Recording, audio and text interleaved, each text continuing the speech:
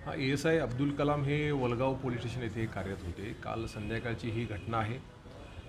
ह्या घटनेमध्ये ते पोलीस स्टेशनला जात असताना मागून चारचाकी वाहनाने त्यांना उडवण्यात आलं आणि त्यामधील काही आरोपींनी त्यांना उतरून परत चाकूचे त्यांच्या अंगावर घाव गाठले. ह्या घटनेमध्ये त्यांचा दुर्दैवी मृत्यू झाला.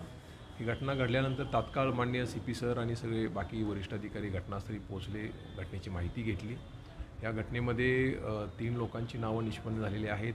त्यातील 2 आरोपी रात्री उशिरा अटक करण्यात आलेले आहेत.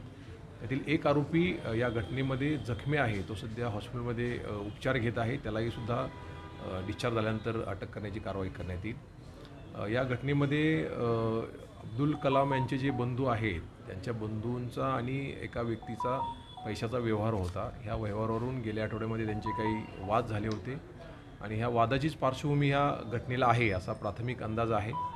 पोलीस सध्या या घटनेचा सखोल तपास करत आहेत आणि पुढील तपास आमचे PI दर्जाचे अधिकारी हे घटनेचा तपास सध्या करत आहेत. थँक्यू.